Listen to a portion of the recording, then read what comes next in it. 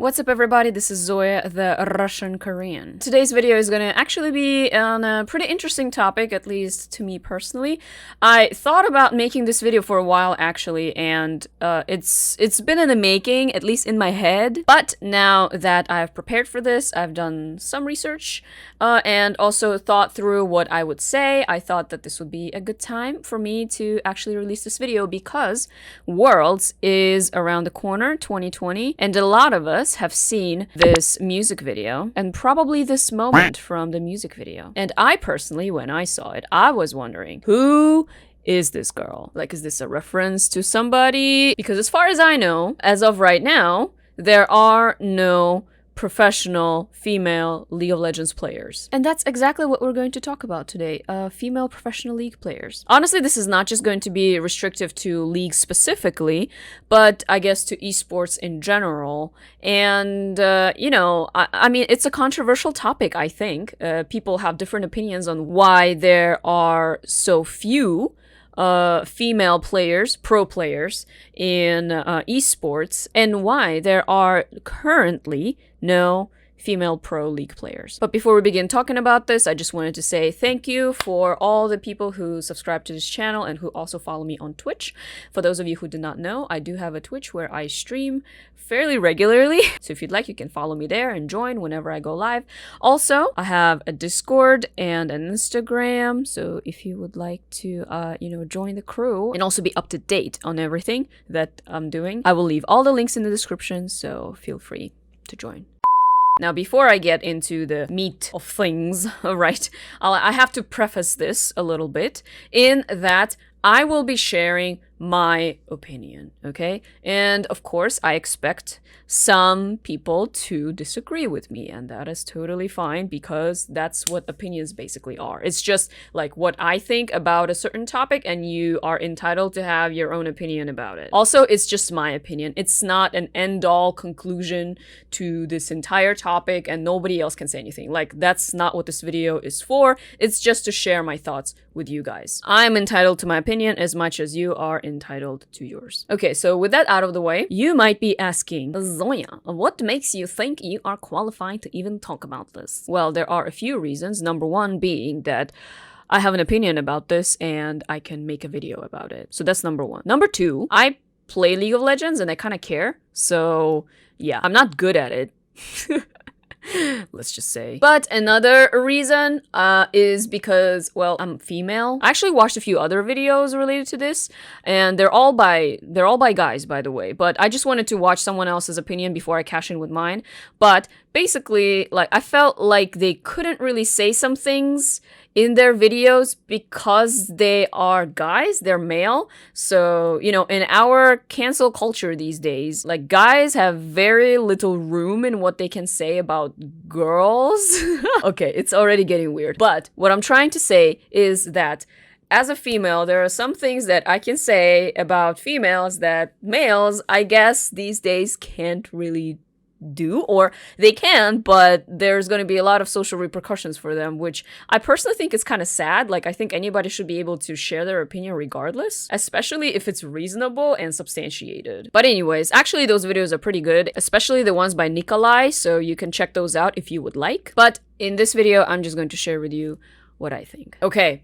So now, with all of this fluff out of the way, okay, we are getting into the meat of things. Why are there no female pro League of Legends players today? Now, I have to clarify what I mean by League of Legends pro player.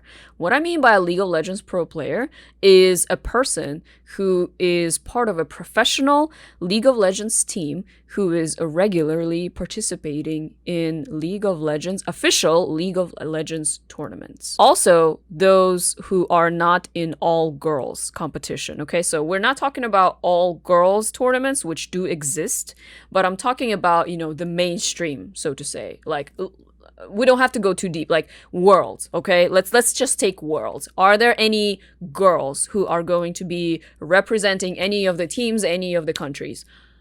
Not this year. And so the question is, why? In fact, a lot of people because they were wondering about this, they even kind of wondered if League and Riot were like discriminating or something against girls. And the simple answer to that is no, they aren't discriminating against girls. There's nothing legal. There's no issue with that legally, right? And there is nothing official in any document, in any, disclaimer, whatever you read when you sign up for League of Legends or whatever, that actually says, oh, girls can't participate. It doesn't say that. In fact, as far as I can tell, the company itself would like to have more female representation, I guess, in their professional arena. So why is it not happening? And in order to dissect this, I wanted to talk about a few things. And the things that I will mention are, first, why girls should technically be successful or do well in League. Next, I will talk about the failed experiment of female pros in the past and why that didn't work. And finally, I will offer my opinion. So, okay, first we will talk about why girls technically should do well in League. So, when we think about sports, right? Don't think about esports, just sports like soccer, volleyball, basketball. Like, girls can do all of those as well. Now, granted, they have their own league for that, right? Because we're talking about physical sports, right? There's actual physical contact and physical strength involved in those sports, which, whether you believe in biology or not, there are biological differences, okay, between males and females. There are always outliers. There will always be girls who are a lot stronger than average and boys who are a lot weaker than average. You will always have those. But in general, on average, okay, female physique is quite different from male physique. Testosterone levels, okay, they're all different. It's all biology, it's all science. So basically, in physical sports, right, that require physical contact, you kind of have to distinguish between what's for female participation and what's for male to make it fair. If you think that I'm saying that girls are weaker than boys and girls are inferior to boys or something like that, then calm down. That's not what I'm saying, okay? What I'm saying is there's a distinction in traditional sports between female and male activities, okay? How does that translate into esports? Well, when we're talking about esports, the one thing that gets removed is the physical contact aspect of it, right? So we're no longer talking about how much muscle mass you have. Like, it doesn't really matter in esports. What matters is your gaming skill, basically. Experience and skill. And those two are really tied together. And so League of Legends, just like I would say the majority of other esports, they don't have physical contact. They are not physical sports. So you would think that girls should actually do pretty fine here, right? Alongside men. In addition, also, like I said, League doesn't have any explicit statements about discrimination based on sex because that would be illegal. And finally, just think to yourself, like, why would they prohibit girls from being part of a professional league event, let's say, or something like that, if their participation would actually make them more money? Like, I would think that for a business company, for League, because League is at its base, it's a business, right? They need to make money. So for them, whatever makes money goes. And as far as I can tell, like, female gamers, they tend to attract more viewers for multiple reasons. And so if you have more viewers, you have a bigger audience. And if you have a bigger audience, then you're making more money. So, in that sense, actually having girls participate in those professional events is going to be probably a lot better financially for the company. So there's no financial incentive to discriminate against girls, basically, is what I'm trying to say. So with that being said, you would think, well, girls then should be in professional league. So why aren't they? In order to answer this question, I wanted to look at the past and look at the experiment that was there with all female pro players, pro teams, and while that experiment was basically a failure. So in the past, we have had all-female teams such as Oh My Girls, Panda Cute, and Vevictus Esports. Now, for some of you, probably you don't even know who they are, most likely because they didn't compete for very long, let's just say. Long story short, they were all-female teams that came onto the scene, the professional league scene, and got absolutely demolished by the competition and very swiftly were ejected from professional play. I will not get into the details of the losing streaks and some of the very embarrassing, I guess, moments of those performances, but you can read about them, you can watch about them. This is not the video about them, but basically I'm mentioning them to show that yes, there were, in fact, in the past, all-female teams, and all of them have failed. None of them ever made into worlds, let alone become champions. Okay, so that's like all female teams, but then maybe you will say, but there were some single female pro players that were part of a team where there were male and female players, and yes, such cases did exist. For example, people also like to mention Maria Creveling. I'm not sure how to pronounce the last name, but Maria Remilia Creveling, let's just say, I'm sorry if I butchered the last name. Remilia was a trans woman who was part of the team called Renegades, competing in the LCS. A few things to mention here. One is that when I'm talking about women here, I'm really talking about biological women, and Remilia is a trans woman, not a biological female. In addition, Remilia did not last very long either, and I read somewhere that recently she's been thinking about coming back, but maybe not. We don't know, okay? So, in conclusion, all female teams and single pro players didn't go very well. Now, why is that? And this is actually the question that I noticed, like, for example, Nicolai, like, he kind of dodges answering. I think this is where the controversy begins. Basically, people have different opinions about why those failed. I think it's just very hard to talk about this without getting all giddy-uppity about this, you know, especially in our day and age. But I'll be honest with you, I don't really care if someone doesn't like my opinion, so I'll just share it. One thing I want to say about the all-female teams, and I looked at them and read about them, and there was this one question, okay?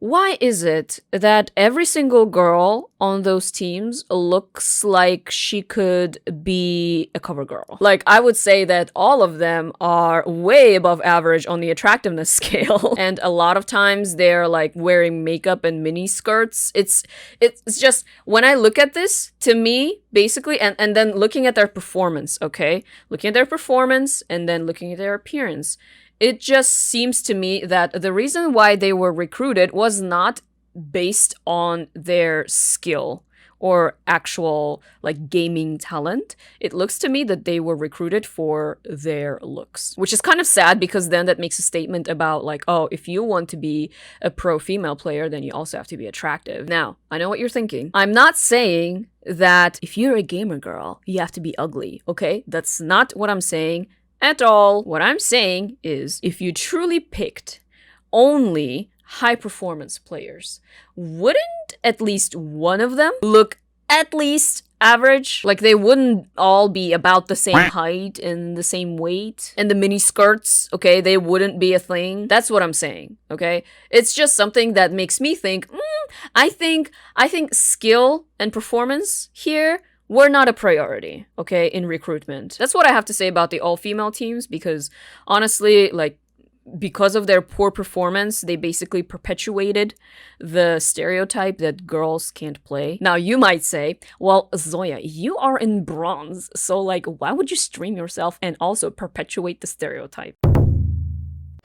But getting back to the failed experiment of all-female teams and female pros in the past, there was this article from the New York Post that I read that had this interesting paragraph, okay, that I would like to share my thoughts about. So the article in itself just talks about how female pro players are having a hard time in the industry because they are being harassed and discriminated against, and hence the absence of female players in esports, or the lack of them. There's an interesting paragraph from the article that I would like to talk about because there are some thoughts that I have about it, okay? The paragraph goes, "The industry has grappled with harassment and toxic behavior since the Gamergate scandal of 2014, when a group of male gamers organized to target women throughout the industry." First of all, when I read that, it just I don't, it just sounds very vague to me, but okay, let's keep going. Women say they feel marginalized within the community and are routinely subject to nasty comments about their ability or appearance.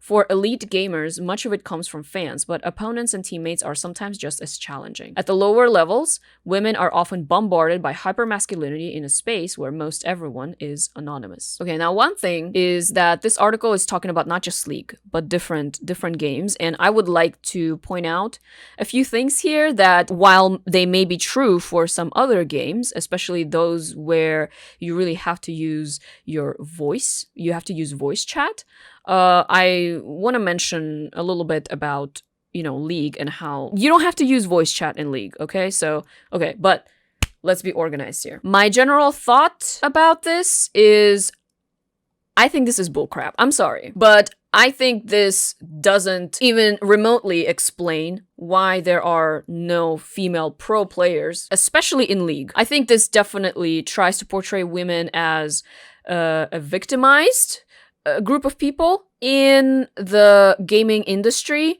And while I'm not saying that cases of harassment don't exist, or some people, or that toxicity doesn't exist, okay, that's not what I'm saying, but I don't think that this really explains why there are no female professional players in the industry. So first off, people really like to throw around the word toxic these days. Personally, I think just way too much. Like basically anything that could be considered negative, people are willing to call toxic, especially in the gaming community. For example, I was recently watching a stream where he's a grandmaster support. He was playing in a game and then basically pointed out the mistake that the ADC made.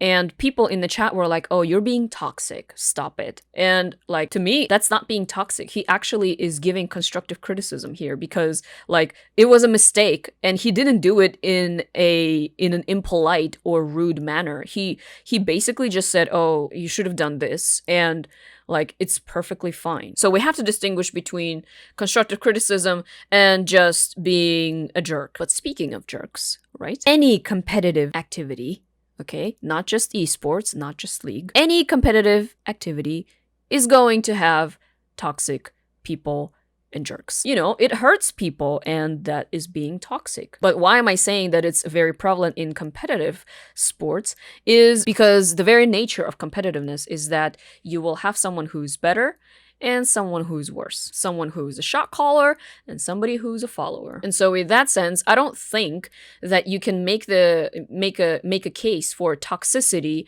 in esports as being the reason for female absence from esports, because toxicity is in every sport. And not just sport, it's in businesses, education, it's in nursery schools, okay? It's everywhere. I'm not saying that it's an excuse to have toxicity, okay, in esports, but I'm saying I don't think it explains why male pro players disproportionately outnumber female pro players in esports. I also don't like the wording here. I mean, they say at the lower levels, women are often bombarded by hypermasculinity in a space where most everyone is anonymous. Hypermasculinity, okay, being a jerk is not assigned to guys only, okay?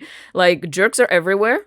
Like I said, especially on a competitive scene. And if someone is being a jerk, that's not them being hypermasculine. That's just them being a jerk. I have seen videos of girls basically recording themselves gaming and what kind of comments they get while they're gaming. And this is where my comment comes in with voice chat. You're probably more likely to face those kinds of comments when you're using voice chat because they can hear that, you don't sound like a guy, right? But in League, okay, because this video is about League of Legends and not about other esports, League of Legends doesn't require you to use voice chat when you play, because you can just use pings and text chat to communicate with your team. You don't need voice to do that. And really the only way for you to use voice chat is if you are in the pre-made, so that kind of is not very relevant for League, I personally think. So yeah, I don't really, I mean, there were some valid points in this article. I'm not saying that the entire article, I disagree with everything, but this particular reason, I mean, I get it, but at the same time, I don't think that it really explains much. And I mean, I'm not condoning toxicity or bullying anywhere, okay, not just esports.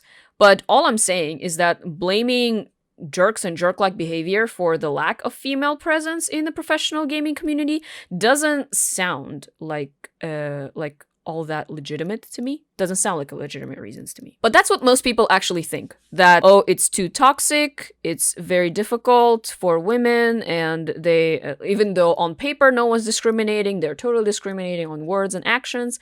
And I mean, I get it. I get what the sentiment is, but let me share with you what is my opinion on why there are no successful, high-performing female League pro players. And yes, this part is also pretty controversial, so feel free to leave a comment. Let me know what you think. So let me see, I have 1, 2, 3, I have 4 points on this. Number 1, and we have to start from the beginning, which is childhood. Number 1 is the female versus male childhood and interests. I think most people, at least those who were born like late 80s or like 90s and later, we can say that games were part of our childhood. Regardless of whether you're a girl or a guy, I mean, of course, it also has to do with where you grow up. So I grew up in Russia, right? It was right after the Soviet Union fell apart, and we had a whole lot of Western stuff, consoles and games. They were those things that we acquired as well, and that was a big part of my childhood. Like I really loved playing. It was fun. But you don't have to think very long to realize that how boys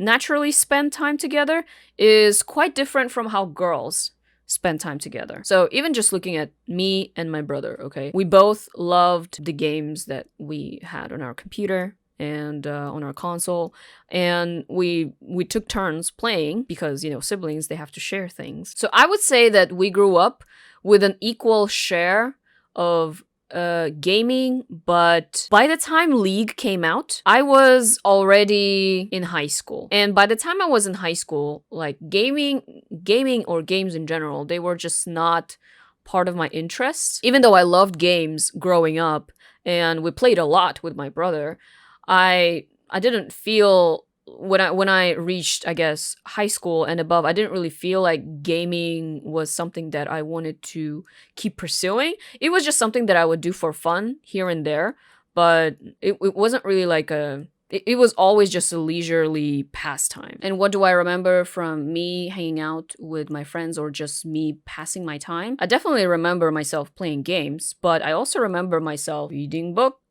and watching movies and going out to play and, you know, doing different kinds of things. So games, while a part of my life, were not the biggest or the most prevalent part. Now, let's take a look at my husband.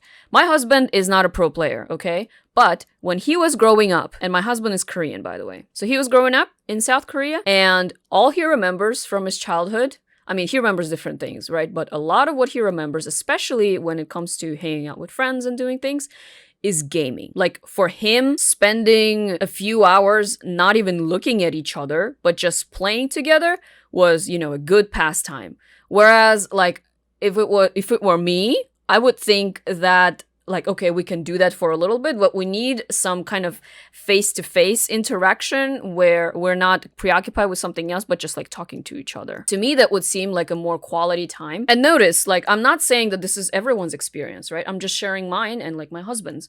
But there is a pattern that I'm seeing in that, like, you know, the girls that were around me when I was growing up and looking at the boys are usually a lot more likely and a lot more willing to invest a lot of their time, especially when they spend it together. They're investing it in games. For them, it's not just, you know, the game, it's also a way for them to bond with each other. Whereas when I think about my experience with girls and other girls around me, we would not use games as a way to bond with each other as friends. We would just spend time together doing something where we would directly interact with each other. So I'm not perpetuating a stereotype here, but I'm simply observing what I've experienced and what I'm seeing. It's actually quite consistent across different cultures. And I mean, I'm a Russian Korean who also lived for a very long time in the US. So I've gotten to see different parts of the world, and it's surprisingly common. Girls in general, on average, don't resort to gaming as a way to bond with each other. It is one of the ways, but it's not the way. Whereas for guys, it's like one of the ways. It's if not the way to spend time together or to pass their leisurely time. So yeah, it all starts with childhood. Now you might say that, oh, we need to change our culture. We need to make sure that girls spend a lot of time gaming. And like, I mean, okay, you can say that, but I don't really think that it's good to force a girl to game just to prove a point. I think she should have the freedom to choose and, you know, grow up and then make her own decision. But let's say that this girl just really, really loves gaming, and her family really accommodated her to play games, a lot of them, with guys and with girls. So she was growing up in this gaming atmosphere, okay? And so she loves gaming, that's what she does best, and she's like, you know what? I want to become a pro. I want to make a living from this game that I'm playing. So from then on, what does she need to do? She needs to practice. And that goes not just for gaming, it goes for anything. In order for you to become a professional at something, or really, really, really proficient at something, you need to invest at least 10,000 hours. That's what I heard. Like, you want to be a master chef? Go practice for 10,000 hours. You want to be a professional musician? Go practice 10,000 hours. You want to be a professional basketball player? Go practice 10,000 hours. It goes for anything. And so it's the same thing with the game. You want to be a professional? You go practice 10,000 hours, okay? And this is for everyone. Whether you're male or female, it just doesn't matter. You need to put in the time in order to perfect something. Basically, if you want to make it efficient, you have to practice anywhere from 8 to 12 hours every single day for multiple years in order to reach that level of proficiency. But that's what you need to invest in order to be able to even compete with those people who have invested that time and who've invested even more than that. And let's be real, whether you're a girl or a guy, not everyone is willing to put in 8+ hours every day to do something, to do one thing, especially gaming. And honestly, it's not a bad thing. And if you take into consideration the fact that League is it's just barely 10 years old, you know, like, it makes sense. Those who became professionals early in League's development, they already were playing some other games that were in the MOBA category, or they were in the scene already. So if you want to be on the scene now, you need to have invested tons and tons of hours to be able to compete with the other people who are already pros and are already investing even more hours, you see? But let's say that she does put in tons of hours, she really loves the game, and she is actually really good. She's like a challenger, okay?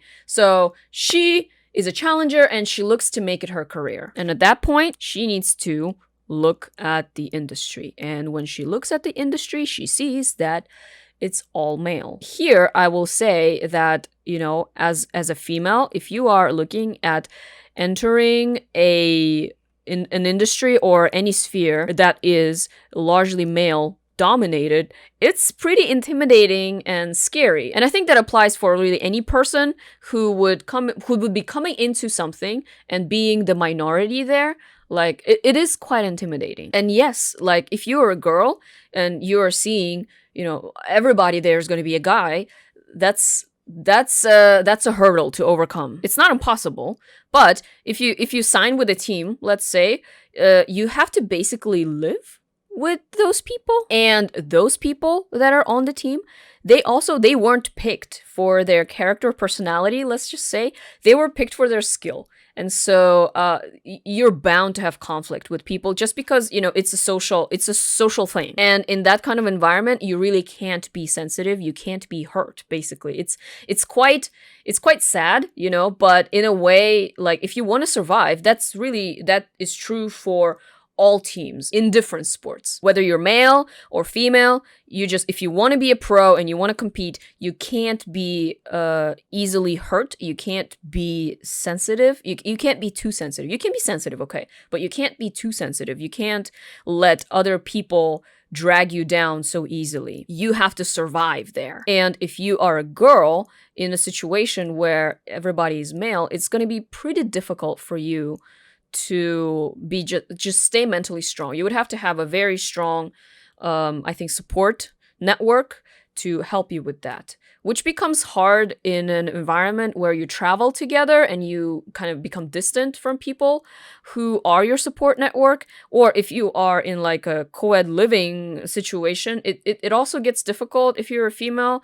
It's that much harder to survive if you're aware that you're clearly different, and if you are not comfortable like sleeping in the same room, or like using the same shower or the same bathroom, or I don't know, having period cramps during practice, like, things like that you have your unique experience with but everybody else doesn't. It really applies in, I think, any sphere, not just esports. But I'm saying that I think it really is a factor and a big deterrent, I think, for a lot of girls who maybe are thinking about doing it. Or I think that also is a big factor in some of the girls who have done it and then left because they just couldn't survive in that. Now, I'm not talking about cases of harassment or anything like that, but even if we remove those possibilities out the way, like there's no harassment, there's no discrimination, okay, everyone's nice, it's still pretty difficult as a female to be in an all-male, I guess, just social circle, simply because of, even just those reasons that I mentioned. But let's say that girl still wants to be a pro, okay? It doesn't matter. It doesn't matter that those teams are all male, okay? It doesn't phase her at all. She doesn't care. Like, she's very strong and she's like, whatever, I can deal with that. She looks at her options, okay? If I want to make gaming my profession, she actually has two options as far as I can see. Let's take South Korea, for example. Let's say you're a girl in South Korea who's really determined and really good.